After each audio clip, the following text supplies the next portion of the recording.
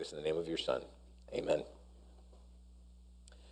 Well, this evening we are going to be in a number of different places. I would go ahead and have you look with me at Psalm 78 as kind of a beginning place.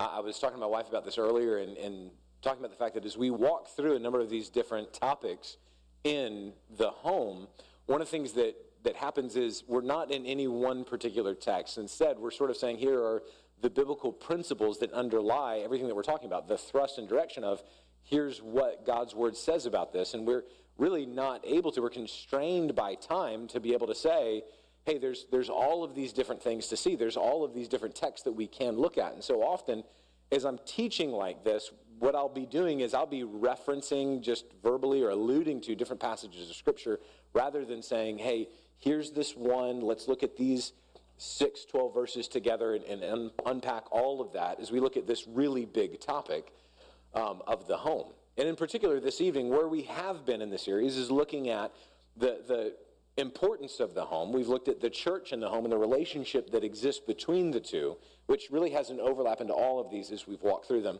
We looked last week at the home, and really we looked at what does it mean to be a godly man or godly woman, because at whatever season of life you're in, if you're a husband or a wife, if you're a parent, if you're a single person, you need to be equipped and prepared according to what does God's Word say about what does it mean to be a godly man or woman. And then those distinctions are going to take shape in, okay, what is my function at this season of life? This evening what we're going to be doing is we're going to be looking more specifically at parenting in the home. And I want us to consider as we're doing this a couple of different aspects of it. And as we do, we want to see, again, some of the value of why are we dealing with this to the depth that we are. In the book of Psalms here, in this psalm in particular, we have a very lengthy recounting of the Exodus and how the generation that first came out of Egypt responded to the Lord in his work in the Exodus, and what their lack of faithfulness, and I mean that in both the faithfulness of steadfastness, but also in the faithfulness of believing, what their lack of faithfulness meant for the generations that followed. And really so much of the pattern of the Old Testament and the history of the Old Testament is a testament to this issue of what happens from one generation to the next. What happens in a community of people who are supposed to be believers and within the individual homes of those who occupy that community. If you're familiar, one of the things that should start tracking your mind into what's going on in the Exodus, just to kind of orient us into the history of all this, maybe a refresher, maybe you haven't thought about the Exodus in a while. I doubt many of you this morning as you're brushing your teeth were thinking, man, the rock and the bitter water, and probably not something that occupies the forefront of your mind often. But the Lord had sent his people, very important we understand that distinction, God had sent his people into the land of Egypt at the end of the book of Genesis. He had promised hundreds of years before, or more than 100 years before that, to Abraham, this is what's going to happen. They're going to be strangers in a land that's not their own, and they're going to be afflicted there. He even told them how long it was going to be. But afterwards, I'm going to bring them out by a mighty hand, and I'm going to give them this land. And it happened just as the Lord had said. At the end of the book of Genesis, you have 70 people. That's the grand total of the nation of Israel that go into the land of Egypt. There arises, Exodus tells us in its opening verses, there arises a ruler in the land, a Pharaoh in Egypt, who did not know Joseph. Now, that doesn't mean that he wasn't acquainted with his Egyptian history. Instead, that means that he didn't have any regard for him. He didn't have any respect towards how the Lord had used Joseph. And there no longer is a positive disposition towards the people of God in Egypt. They're viewed as a threat, they're enslaved, they're subjugated, and they're forced to be oppressed by the Egyptian people.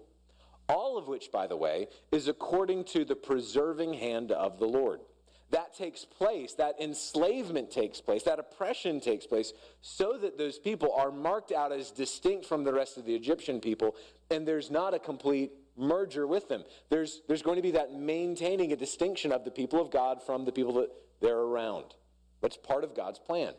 God raises up a deliverer in the person of Moses. He leads them out as God displays his wonders to the people of Egypt and to all the rest of the world, so that even decades later, the neighboring nations can say and testify, like Rahab does in the first few chapters of Joshua, we know and have heard about what your God did in the land of Egypt. Remember, that takes place 40 years after they left. 40 years after they left, a person who likely wasn't even born when it took place can say, we've heard about your God. We've heard about the works that he accomplished in bringing you out of the land of Egypt.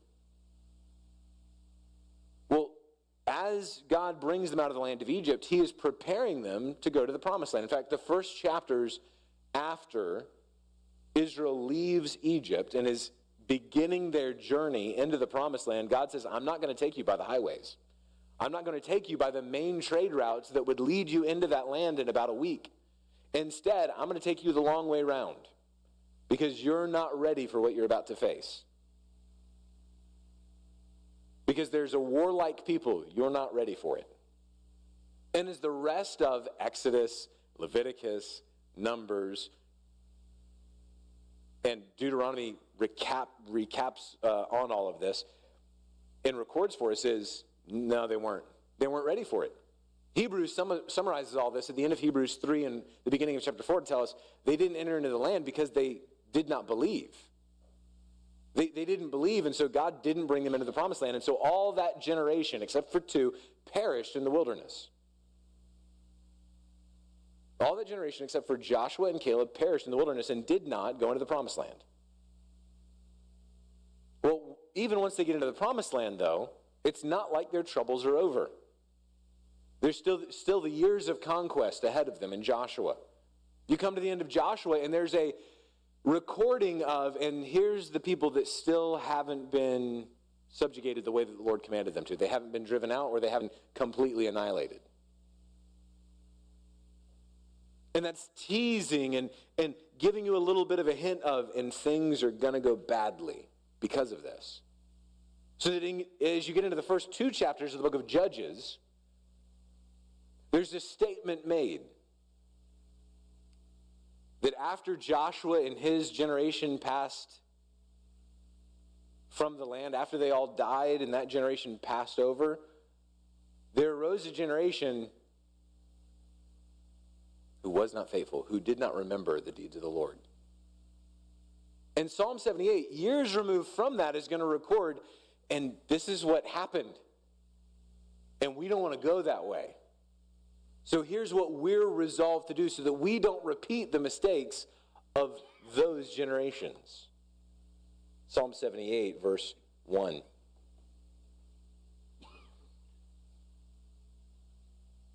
I lost it just before I got there. Hang on.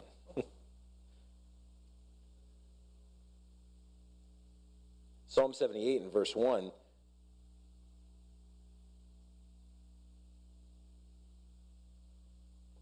Listen, O my people, to my instruction. Incline your ears to the words of my mouth. I'll open my mouth in a parable. I will utter dark sayings of old, which we have heard and known, and our fathers have told us. We will not conceal them from them, but tell to the generation to come the praises of the Lord and his strength and his wondrous works that he has done. For he established a testimony in Jacob and appointed a law in Israel, which he commanded our fathers that they should teach them to their children, that the generation to come might know, even the children yet to be born, that they may arise and tell them to their children, that they should put their confidence in God and not forget the works of God, but keep his commandments, and not be like their fathers, a stubborn and rebellious generation, a generation that did not prepare its heart and whose spirit was not faithful to God. And then what it's going to do is it works through. We're not going to look at the entire psalm this evening, but I would encourage you to go home and read this. The rest of the psalm is going to chronicle the failures of the rest of the nation of Israel in passing on the teaching to the next generation and failing to believe the Lord. You can see this glimpsed in sort of a summary of the sons of Ephraim, verse 9, were archers equipped with bows, yet they turned their back in the day of battle. They did not keep the covenant of God and refused to walk in his law. They forgot his deeds and his miracles that he had showed them. He wrought wonders before their fathers in the land of Egypt in the field of Zon. He divided the sea and caused them to pass through, and he made the waters stand up like a heap. as it goes through the rest of the psalm, it's going to chronicle all of the major events of the Exodus period. It starts with that, the wonders in Egypt, the plagues, then the opening of the Red Sea. He's going to say, but when push came to shove, these people turned their back. They didn't trust the Lord. You get down to the end of the psalm, and in the concluding verses, there's this statement of, all of these different tribes, all of them, as you go into verse 66. He drove his adversaries backwards, talking about the Lord finally coming to the rescue of the people. He put on them an everlasting reproach, but he also rejected the tent of Joseph and did not choose the tribe of Ephraim, but chose the tribe of Judah, Mount Zion, which he loved. In other words, this is then narrowing the focus down to, as a result of all of their failures, the Lord had to select from among the tribes, it's going to be through Judah that I finally send to deliver, one to lead the people in faithfulness. Talking about eventually, not just the Davidic king, but our Savior. But all the way back at the beginning of the psalm, all the way back in these opening verses, what we find is this reminder of, what was the task given to that generation? What was the task given to them to do? Well, they were to tell, verse 4, to the generation to come the praises of the Lord, his strength and his wondrous works that he had done. But verse 7 tells us what was supposed to happen that the previous generations did not do. Verse 7, that they would put their confidence in God, not forget the works of God, but keep his commandments, and not be like their fathers. Now, that's not saying that necessarily the previous generation, but the ones that preceded them, all of their ancestors, a stubborn and rebellious generation. In other words, this is pointing us to and referencing the reality that critical to God's design for the home is the instruction of his people from generation to generation in greatness of the glory of God, so that the expectation would be they would then trust in him. In other words, God's design for the home is that it is a vehicle for indoctrination to the next generation. God's design for the home is that it is a vehicle of indoctrination for the next generation. That the next generation would know and put their confidence in the Lord. That indoctrination would result in belief. It would result in the transformation of faith and regeneration. That they would know this is what the Lord did. If you're familiar, again, with some of the things we've already discussed, that was an important part of what takes place in those early days of the nation of Israel as they come into the land of promise. If you've read recently in the book of Joshua, remember how after they crossed the Jordan River into the land of promise, one of the things that takes place is God commands them, you're going to set up a monument. You're going to take stones from the middle of the river. You're going to make a great pile of those stones over here. Why? Well, so that in the generations to come, they might ask, well, what do you mean by these stones? And you're going to say, let me tell you the story of what God did for our people. So that there would be these memorials, there would be these elements of, this brings us to remembrance. This brings us to a place of recognition and confrontation with, this is what the Lord has done. Let's make sure that that doesn't get lost from generation to generation. That's the role of the home with the children.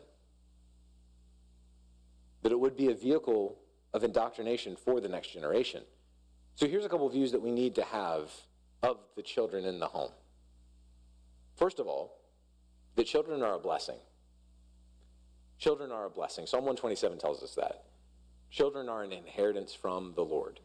Continuously, throughout the pages of Scripture, that's what we find is that that's how God views children. One of the things that I think is so indicative of the drift from this in our world today is the way that, whether it's in the store, whether it's in media, children are viewed as, man, isn't that a pain? And listen, I understand, do you know my children? I go to the store, and when people will say, you have your hands full, you don't even know. I had someone tell me already, I'm so excited about your son being in so-and-so's grade. because I'm going to hear all the stories about when they come home and how their day is gone. Like that, I know, I live with him. But understand, that can go very easily from, whew, man, that's a lot, to, whew, man, what were we thinking? That can go very quickly into the realm of, oh man, let me grumble and complain about what the Lord has given me. Like, we understand how Scripture describes conception, right? It's the Lord opening the womb. That he is so involved in the bringing to life of every child. Why would we not see that as? Because the rest of Scripture shines light on the fact that every good and perfect gift comes from above. And here's the thing, God doesn't withhold good things from his people. If you have children, it's because God saw that it was good that you did. If you don't, it's God saw that it was good that you didn't, at least for this season, or in the way that you have them, or not. Now listen, we have to have that view foundationally that, no, children are a blessing.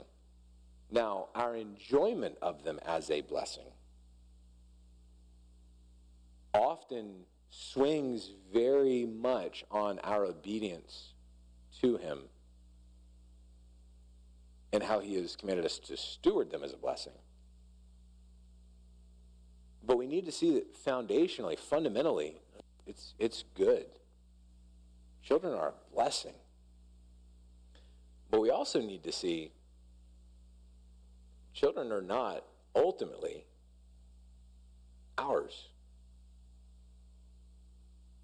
I mean, we understand Psalm 27, and we use language like this, right? Like, I've got a full quiver.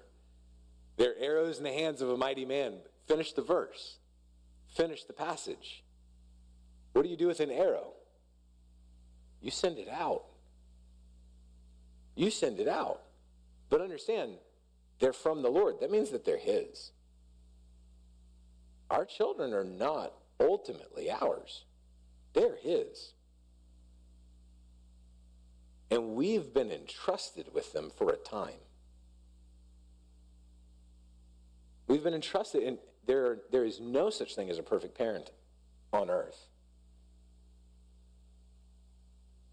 That doesn't negate the fact that we labor towards obedience. We labor towards, this is what the Lord has given me, and this is what I have right now.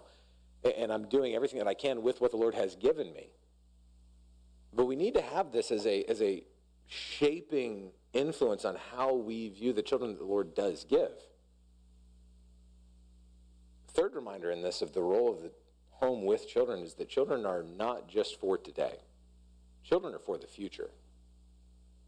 I mentioned this a little bit last week and I even referenced it this evening when we talked about our 1613 men. This idea of these boys that are running around, they're future men. These girls that are running and spinning and giggling, they're future ladies. And it's important that we view them that way because that changes even the way that we approach, oh, isn't that cute? Now, maybe. Will it be?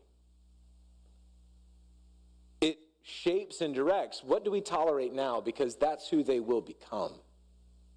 We're setting them like an arrow on a trajectory. Which way are we pointing them? How well are they being aimed and directed? Children are for the future. We see this so clearly in what the Word of God says here in Psalm 78, where it says in verse 6, the generation to come might know, even the children yet to be born. Look at what it says at the end. That they may arise and tell them to their children. What is that saying? Well, we inform this generation so that they'll tell the next generation. That is one of those things that I'm afraid so often in the busyness of the little moments of parenting, we can forget. No, the normal expectation is that those children will have children. This is reaching generations into the future. children are not just for now. That's one of the things that, Lord willing, in weeks to come, we're gonna address a little bit about grandparenting. But one of the things that I think is so unique and sweet as you consider that is, it's not just now. It's for all of those years in the future. And so often when we approach that privilege of something like the grandparent perspective of, oh, it's not a big deal, I'm a grandparent now. What did we just do for the generations to come? What was just instructed to that generation that will then ripple into, well, you get to a point where, well, it just doesn't matter. And we lose sight of, no, I can still be reaching generation into generation. Your interactions with your grandchildren means that you're reaching even farther into the future. That's a wonderful grace and a weighty responsibility. That's a wonderful grace and a weighty responsibility. That as we raise these children, and at least unique within our age, we can see so clearly that there is a war for the hearts of our children. There is a war for the hearts of our children. It's foolish and naive to somehow think or delude ourselves into believing that this world is neutral. That was something that we went through a lot as we walked through the book of Proverbs. This world is not neutral. It's after your children. It's after you. We also have to remember, very closely related to that, it's not just after you and after your children, but they have an enemy resident within them. They have their own nature, which is opposed to the things of the Lord. Scripture tells us so plainly, that we have an enemy that's out to get us. And we have to view life, all of life, including children, through that lens of, let's just think about this. If you knew that there was a predator creeping around the neighborhood that you lived in, would it be business as usual? If there was, hey, there's an animal loose from the zoo, would there be the same approach to, I'll just walk to my car like normal? Would you be checking the windows before you open the door? There would be that. I at least need to be a little bit more aware. I think your nighttime rolling the trash to the curb would be a little bit different, right? If you knew and heard it on the news, there's a massive predatory animal in your neighborhood. I don't think you would be as dismissive of, it's fine, I'm sure it's nothing. Well, God's word has told us, there's a predator. And if we walk through the world with an attitude of, I'm sure it's fine,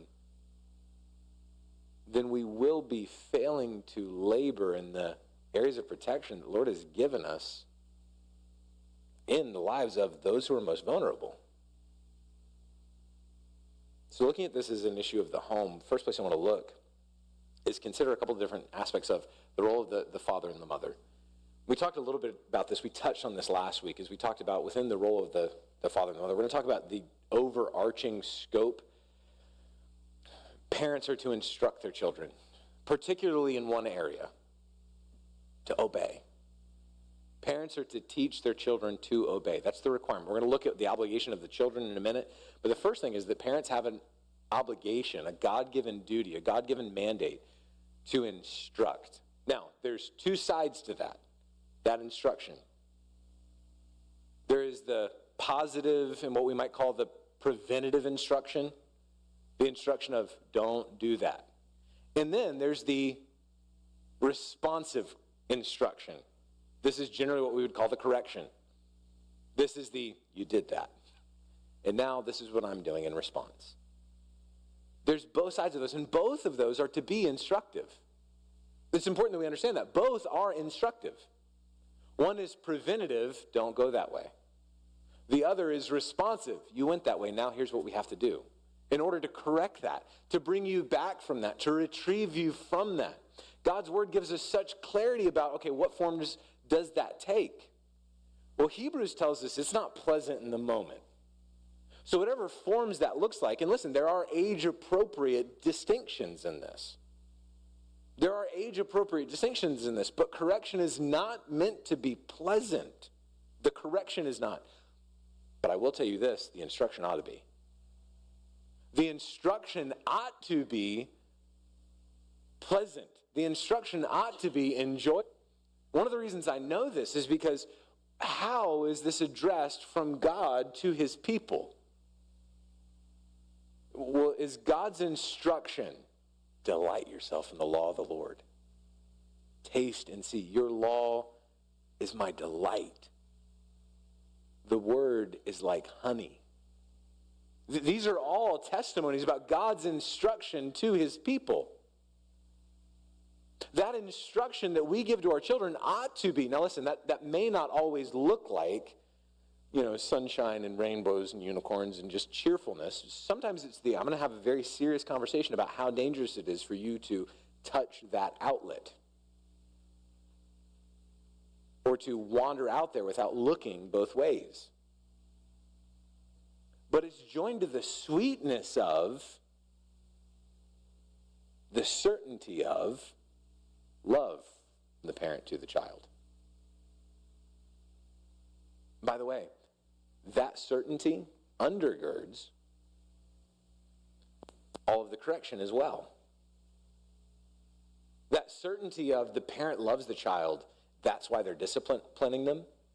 That makes even the receiving of the correction sweet. Now, Hebrews again testifies to, not in the moment. Not in the moment, but it assures that, no, they cared about me at least enough to correct me. That's one of the most terrifying things that we see biblically as we serve a kind of, let's say, parenting culture in our day. God's word says if you don't correct your child, if you don't discipline your child, you hate their soul. And as we look at a generation in which the parenting philosophy that's prevalent in our day and in this generation is let them do what they want. That's hatred for those children. Now, it's easy on the one hand to look at that and go, yeah, people out there, they're going wild. But when we don't fulfill what God has commanded us to do in instructing and correcting our children, when we withhold that correction, we're demonstrating just the same thing of, I let them live very unstructured. I let them live and kind of just do whatever they want. Now, listen, there's a room and a space for it, and children need this, growing and learning of, it's going to hurt if you do that. Okay, now you found out, we're not doing that. There's room and space for that. What I'm talking about is when we neglect the duty that the Lord has given us of providing that instruction or that correction, because both are necessary. Well, I told them. No. And there's the correction.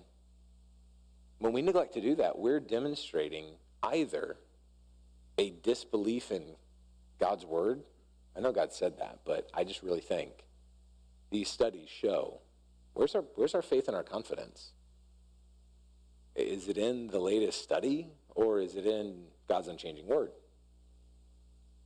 We're either showing we don't believe God or we're showing how we actually love our children, whether or not we do.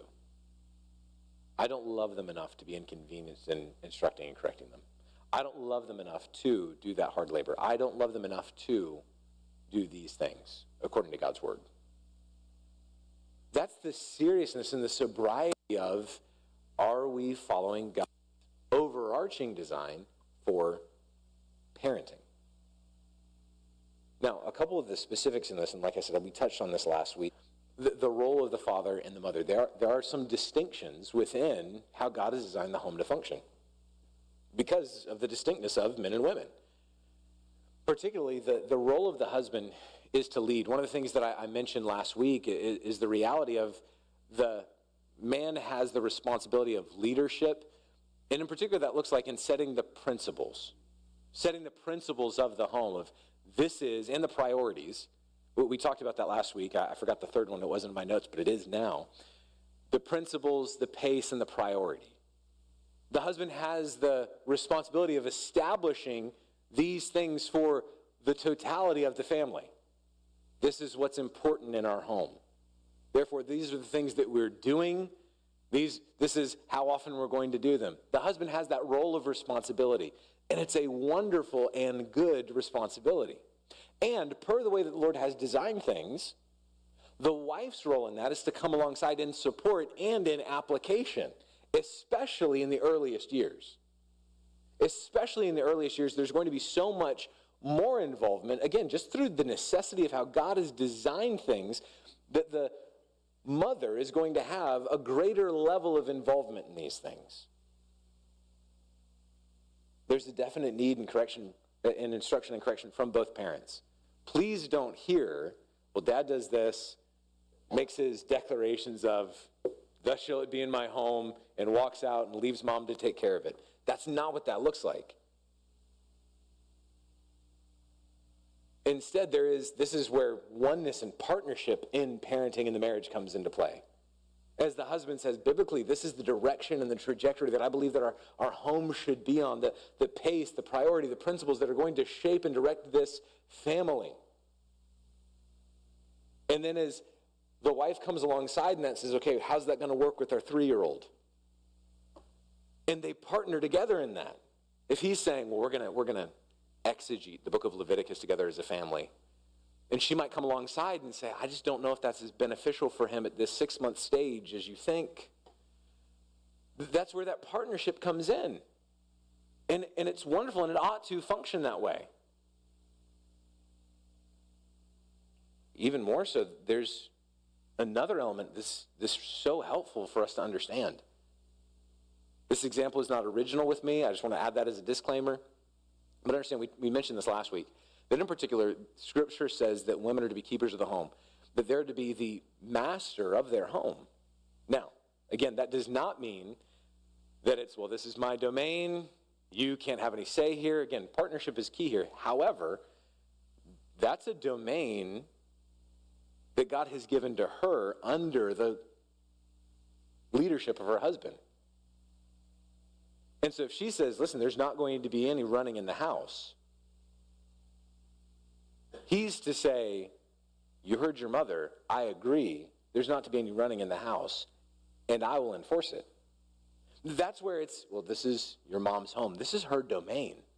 And I support her and back her up in this. And I'm going to that line with her as well. Why? Well, that's the domain that God has given her under his leadership. This is where sometimes things get a little bit tricky, because there can be well, your mom said this, but what's just happened? There's division and undermining. And by the way, it can go both ways. It can be, now your dad said we need to do this, and I disagreed with him, and I told him that, but I'm going to submit because, well, what's just taken place? An awful dividing of the home. There's not partnership. Partnership does look like, dear, honey, love. I don't know about that one. Not where they're going, oh, this is how we do it. Not where there's oh yeah, mom didn't really want to do this. But instead at the appropriate time, coming alongside and saying, you've set this priority for our family. You've set this pace for our family. And I want to partner with you in that. And partnering does not mean just going blindly along, but it does mean saying, we need to talk about this before we keep going like this. It does not mean that, well, only one does the instruction and only one does the correction. It's both. It's both. But there does need to be the recognition, especially for the father, well, the buck stops with you. The buck stops there. Now, again, that doesn't mean that mom just says the old, well, wait till your dad gets home. If it comes to that, well, You've already hit me. He is the final backstop. But this is wonderful as God has designed it, that God sets the family principles and mom sets the patterns in the home. And they may disagree. And when they do, they go to each other and not to the kids. When they disagree, they go to each other and not to others outside the home. It's the wildest thing in the world. One of the things that you'll see, now, I don't, because I wasn't an adult in these days. I wasn't married in this age, in the age of the not having social media. So what I understand this was you called up all of your friends and talked about this. Now, that's not what we have to do. We just post about it on social media. My husband said this, what do all of you 312 strangers think? No. What's happened? What's happened? There's massive division. My husband thinks that we ought to do this with our kids, but I just really don't think so. Or my wife, she really only thinks this thing, and I can't get her to change her mind. How do I get her to change her mind? That's divisive and destructive to the home. Now, what is the proper response for there's disagreement and we haven't been able to come to agreement together? This is wonderful. This goes back to the role of the home and the church. Having, this is critical, not the peer input, but the discipler input. The older godly women speaking into and saying, this is how you love your husband and children, according to God's word. That's what Titus 2 tells us, that the older women would instruct the younger women how they ought to love their children and love their husband and keep their home. And here's where the question inevitably would arise of, well, how is that different going outside the home? Because it's not seeking, first of all, this peer approval. Instead, it is following a godly pattern of, I need wise counsel. That's God approved. I need wise counsel. Now, we can try to masquerade and disguise gossip as, I'm just seeking counsel. I just need some input on this thing. We can do that, but that's why we go to godly counselors. That's why we go to those who are godly, who are able to say, you might be right, but the way that you're approaching this is not honoring to the Lord, not honoring to your spouse. And by the way, it's not just the wives who have godly input. It's also the husbands. That's actually where Titus 2 actually begins, that the older men would teach the younger men how they ought to be. That there would be I don't know what to do with this. I don't know what to do with this situation. I don't know how to come to a place of agreement with my spouse. I'm laboring in this. Tell me what's the way to go? What's the godly response here? How do I pursue this? This is some of the role of the church in the home. Because these homes are not to be islands. These homes are not to be, all right, here's the tyrannical husband with his despotic wife, and they have their castle. No, they live within community with one another. Because they do have an effect on one another. This is even what Psalm 78 is dealing with. There's a lot of uniqueness in the fact that this is the nation of Israel that are composed of clans and tribes. But now this has got a different distinction, a different way in which it's applied, and that's within the body of Christ, where all of the members are bumping up against one another. All of the members of the body are going to be having interactions with one another. Again, this is an illustration that is not original with me, but it was so good. In dealing with this particular subject of parenting, one pastor made the remark, it was so helpful. He said, a parent in the pew may not recognize that their child is a problem, but the person down the pew might. They might not know that child's middle name, but they know what kind of child that is. And the final statement in that little example was we need other people looking at the back of our heads. In other words, we need other people who are able to look in from the outside and say, I see what's going a little sideways here with Junior. I see what's going on a little sideways here in the life of this one. I see, and this is even more important. We need to be receptive to godly counsel, because so often that godly counsel sees problems 10 years down the road that we didn't even know existed.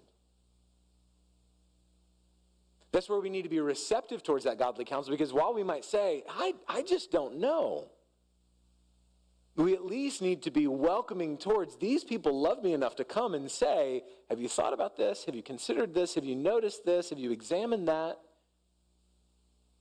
Another aspect of this is the reality of how we respond to other people coming to us about, hey, I see this thing that's happening in your home. From the outside, I see this thing. Can I talk to you about that with your children? I see this thing that's going on within your parenting. How we respond often is going to betray how our children respond when there's correction brought. One pastor in the book that we gave at our men's conference, The Christian Home, he made reference to the fact that he said, in all the areas of counseling and confronting members in his church, he mentioned, he said, there's no areas that people respond more defensively in than in parenting. He said, you can come to somebody and say, man, I think your walk with the Lord is rough. And people, yes, you're right. I think your marriage needs work. Yes, absolutely. I think your parenting, whoa. It's easy to get that way. But again, what are we modeling in terms of being correctable to our own children? Maybe not in that moment, but if that's how we receive correction from those whom we know love us and care for us and are pursuing the good of our home and our soul, how are we responding at any other time to correction and instruction? How correctable are we, and how are we demonstrating that to our own children? By the way, these roles that I mentioned between fathers and mothers,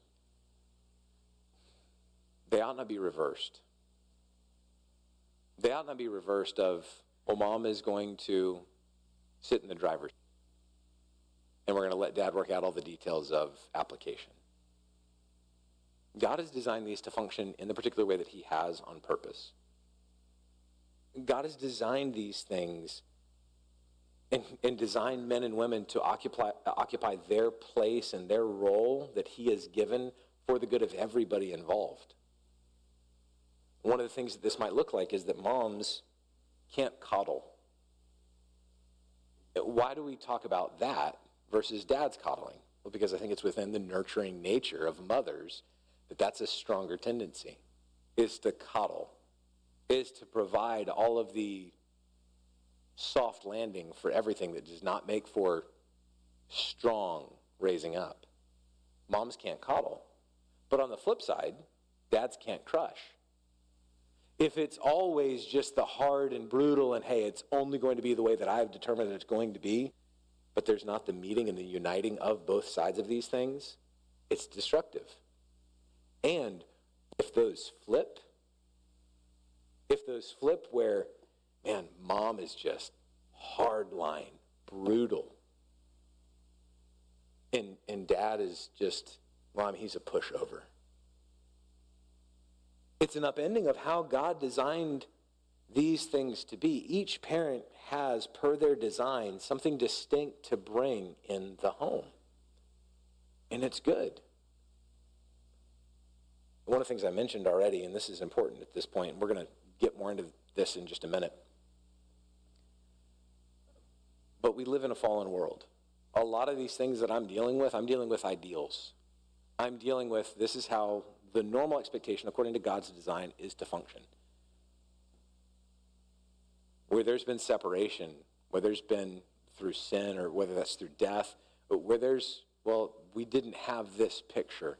Nobody showed me how to do it.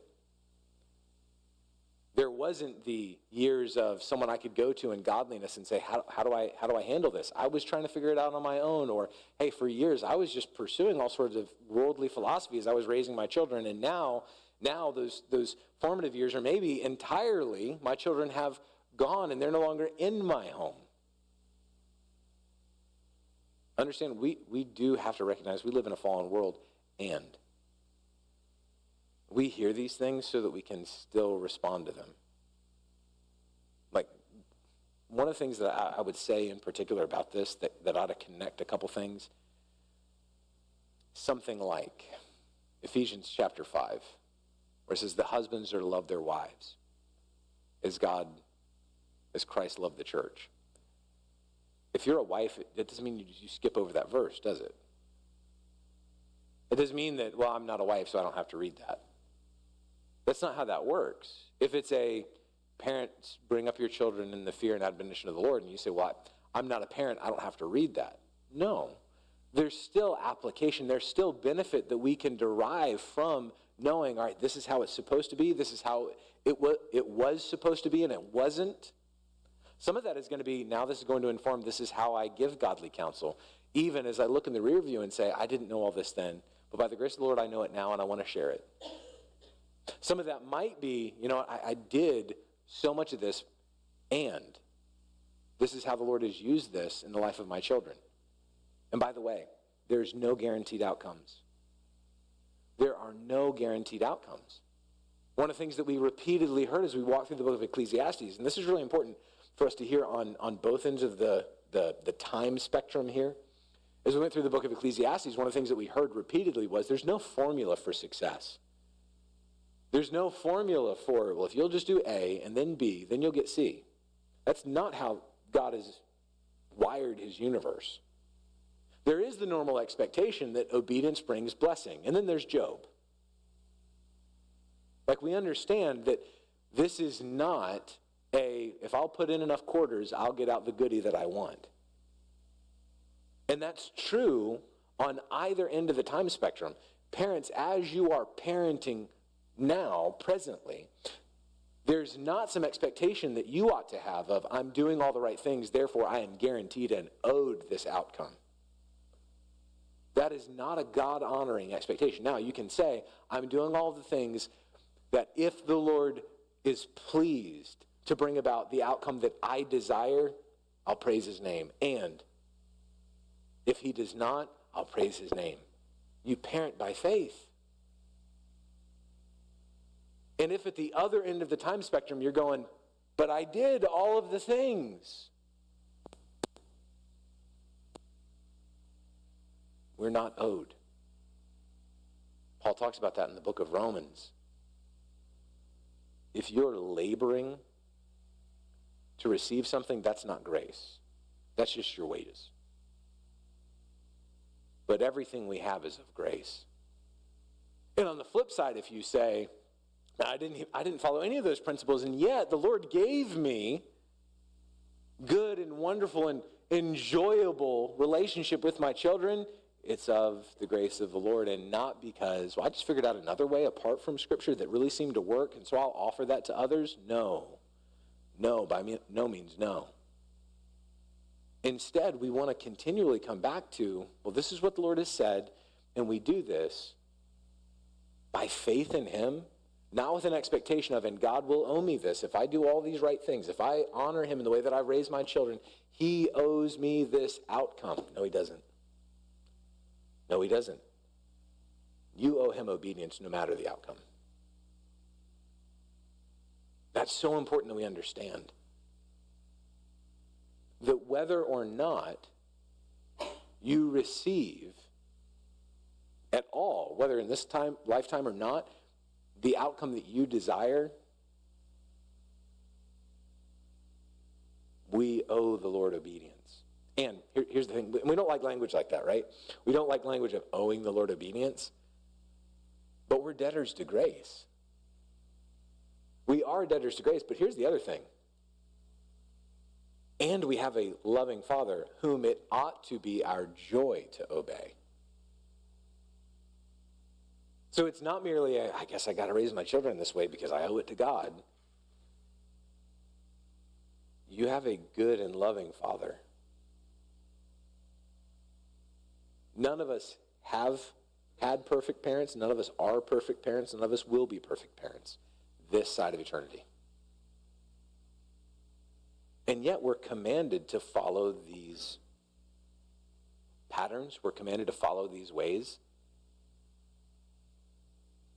By the way, one of the things that means is that none of us come predisposed towards whatever our instinct is in parenting. It's such a twisted thing we can get deluded by. Well, these are my parenting instincts. This is how I was brought up, so it must be right. No. We're fallen. We live in a fallen world. We had fallen parents. Even if you had believing parents who raised you in godliness, they didn't do everything right, because no parent did. Which, by the way, means that you ought to be on guard, because the ways that you're doing things, just because that was how it was done with you, that's the way that you think it ought to be done, does not mean it is right. That's where that teachableness comes in, because let me apply this to God's word. But let me look and consider and say, and by the way, that's where it also cannot become a prohibition to, I wasn't raised this way, so I don't know if I can raise my kids this way. No, even if you weren't, we still have God's word as the pattern, and we have God's people to instruct and come along as well.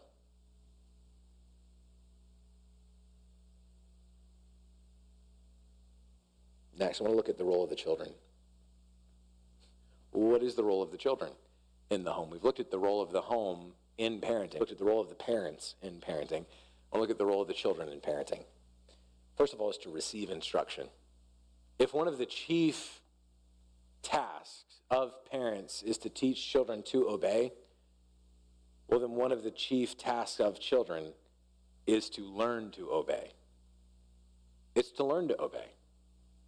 That's the command that comes from the Apostle Paul in God's word. Children, it's one of the first verses that most of our kids in here have learned as little kids. Children, obey your parents in the Lord, for this is right. It's fundamental. It's foundational. And you think about all of the things, by the way, that comes to Ephesians chapter 6, verse 1. Think about all the things that take place in the book of Ephesians. All of the marvelous and incredible instructions that take place in Ephesians. And when Paul says, all right, children, listen up. When we had Sunday evening congregational worship in here in months and now years past, and we would have, as a part of that, we would have the kids in here for every bit of the sermon. One of the patterns that we developed was, now for our little listeners, this is the point. This is the big idea. And it was amazing seeing these kids all of a sudden perk up. Sometimes you'd have the parents elbowing. This is for you. Are you ready? I know parents would be prepping their kids coming into the service for, now remember, he's going to say, for our little listeners, you're going to write down the big idea. I'd have kids run up to me afterwards, and they'd have their sheet, and they'd be like this, and it's all misspelled. This is the big idea, right? Yes, that's amazing. Now, and this didn't bother, this was just wonderful. 9 times out of 10, after I did it, they're like, great, now I can get out the coloring. But for that, there was the idea of, this is what I'm listening for. I even heard my son one time I was preaching, and I heard him from the 3rd row. Now can I put it away? For him, his part was done. He got what he needed. But in that moment, Paul is arresting his listeners. Children, they've been there for 5 chapters at this point of the book of Ephesians. And now the reader, reading to the various churches gathered in Ephesus and in the surrounding regions. Children, everybody perks up. Parents are elbowing their kids. What does the Apostle Paul have to say at this critical moment? What instruction? Ephesians chapter 1, we read some of it on Sunday. All these amazing, amazing, wonderful truths. Ephesians chapter 2, for by grace you've been saved and not of works, so that no one will boast. Children, obey. That's what the Apostle Paul has to say. And the word that he uses is pretty broad. It's within anyone who's a dependent. This is where you're at home. It's not just for the littles. It's for you're a dependent. Obey. There's an obligation in this. of, no, you owe obedience. The rest of Scripture gives us another aspect of this, and that's the idea of honoring. Now, at the younger ages especially, that obedience is showing honor. I used to have students ask this a lot in the school of, well, what does that look like when I'm grown? What does that look like when? Do I still have to obey my parents in every regard when I get out? No, but you ought to honor them. What does that look like? It might be you listen to what they have to say. My favorite Mark Twain quote. At 16, I thought my father was a fool. At 18, I was amazed at how much he learned in 2 years. Why? Well, because hopefully we've all learned this. There is that, man, my parents don't know anything, to all of a sudden it's, wow, they sure knew a lot, didn't they? So hopefully we've all learned that. But understand, there is that aspect of, they still know a lot. They still know a good bit, so maybe you don't owe them the same level of obedience, but shouldn't you pay attention to what's being said? This is that teachability, that instruction, that correction. Now understand, that still has to interact with these other elements that we've talked about. For a wife now who is under the authority of her husband, that obedience, it takes a different direction, doesn't it? Her first obedience is now towards her husband. It's not in the same regard. It's not in the same aspect. But this is one of the other things that I think is clear across the pages of Scripture. Another obligation, the role of the children, is to grow into imitators of their parents. To grow into imitators of their parents. Now this takes us back into the weighty responsibility of parenting.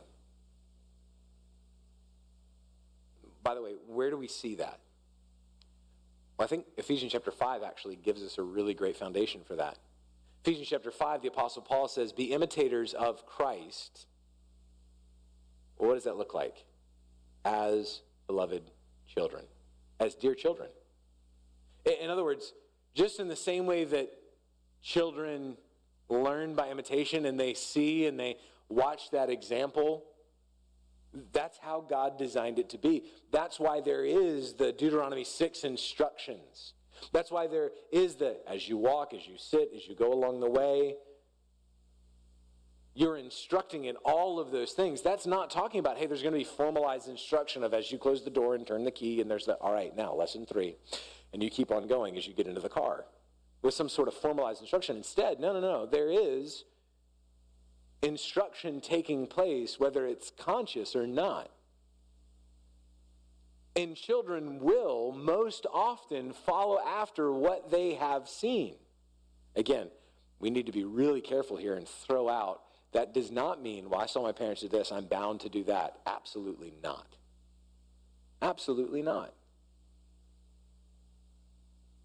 And do you know one of the really clear and wonderful examples that we have of that? Jesus. Now that might shock you just a little bit, but understand, despite what false churches teach, Mary and Joseph were not sinless. But Jesus was. And that's where Jesus determined that he was going to honor his parents, he was going to submit to them, and what we find out later in the book of John is, according to his own testimony, I'm doing only those things that are pleasing to my Father. Ultimately, Jesus had to say, this was the pattern set for me. I'm following the pattern of my Heavenly Father. For anyone who says, but I had bad parents, I had bad examples, I had bad this, I had a messed up home. Okay, go back to what we said about we all have fallenness, we all have brokenness, we all live in a fallen world. We all have imperfect parents. And we have command. Be imitators of Christ. At some point there is it's not a, well, you're just burdened and bound, you're going to behave this way because of your family. No. God's grace The power of the Spirit at work in the life of the believer is greater and stronger than that. Here's the warning that comes along with that, both for the parent and for the individual. The parent that says, man, it doesn't really matter what I do. No, that's that old warning. They're watching. But on the individual level, it is this. What you're doing will have an effect. I've said this before in talking about this. It's incredible when you hear your sin come out of your children's mouth. The way that you talk about something, maybe that's grumbling and complaining. Maybe that's something else. Maybe that's a response to a particular thing. One of the more like alerting times that this happened, or can happen, in the car. When all of a sudden from the back seat somebody's chiming in, is that one a bad driver? What do you know about this? You're in a car seat facing the other way. Well, where did they hear that? They're listening. They hear, they're responding. Even the things that we might be unaware of, there is all of a sudden you know what? I wonder how this is going to affect them in 25 years. I wonder what they're going to do because of the result of the patterns that I set here. And again, God does not expect us to be omniscient. That's a grace. God doesn't expect us to be able to know all of the possible outcomes. However, we do have a body. We can come alongside and say, have you thought about what this might do in a few years? Have you thought about how this is going to have a ripple effect over here into an area that you haven't even encountered yet? And this is where the benefit of the body coming alongside gives the instruction of, I had never even thought about that. Which brings me to the final thing that I want to address. For those of you here who don't have children, whether that's because you're in a season of singleness, whether that's because you're childless, whether that's through the course of nature the Lord has given you, or whether that is through the season of life you're in. Children are grown, they're out of the home. What do you do with this? Again, it's not like those verses where, well, I'll just skip those because that doesn't apply to me. No. Again, we're all part of the body. For so many of you, that looks like coming alongside. That looks like coming alongside those with children to encourage, to love, to assist, to reinforce. Like I said, the person down the row, you might be that person down the row saying, I don't know if you see this in your child, but then come alongside and encourage them. It's not enough to just say, man, your kid's awful. They probably know that. What would be most helpful is, man, your kid really struggles with this. Let me come alongside you. What are you doing in that? Have you considered these verses? What does that look like for you? How can I pray for you? Can I sit with you and just be, because we all know they behave better for other people. Can I sit with you? Do you mind if I reach up and tap their shoulder when I see what you can't because they're doing something down, because you're dealing with the other one down there? Come alongside, assist, love, reinforce. You know, one of the clearest ways that I think we see this in God's word, apart from what we see already from the communal nature of the fact that this is given to the nation of Israel about, hey, this is the generations are going to be acting this way. Like, by the way, if you think that wasn't like a reality, you haven't really paid close attention to how like the camp layout was. God actually gives instruction in the book of Numbers about how the camp, while they're in the wilderness, the camp of Israel is arranged. It's by tribe and by clan and by family. You know how sometimes people talk about, like back in my day, if you were across town but somebody saw you doing something, you knew your mom was going to get a phone call? What do you think that was like in the camp of Israel? You're hanging out over in the tribe of Asher and somebody says, I know where you live, Naphtali. Oh, My tribe's going to get a visit tonight. But beyond that, Paul in Ephesians 6 speaks authoritatively into, children, this is what you're supposed to be doing. I think there's a lot of homes in our day that, like, the parents would have been like, I think I need to talk to Paul about him telling my child what they should be doing. We have to resist that. The Lord has given the body for the sake of the other members of the body. That there would be that coming alongside, that assisting, that encouraging. And by the way, it has to be all those. It has to be all those. The assisting, hey, how can we assist you in this? Let me help you with that. The reinforcing. You know, one of the sweet and beautiful ways that our church does this is when, and this is always a really, I'm not mocking this at all, I promise. But it can be sometimes like a really traumatic time for the mommies when they're dropping their kids off in the nursery. And it's this little sort of like, there's a lot of tension there. There's a lot of like, man, I'm a little nervous, it's the first time. You know, one of the really sweet ways that we see that take place, the reinforcing, is when the nursery workers or the children's workers, the children's leaders will come along and say, so what are you telling them when they're disobeying? What are the words that you're using when you see them doing this? What are they asking? Or that also takes place in the Titus 2 frameworks as well, where an older woman might say, are you using language like this? Are you using biblical language? Or the older men might say, well, are you using biblical language to address that particular sin? Why? Well, so that we're all using the same terminology.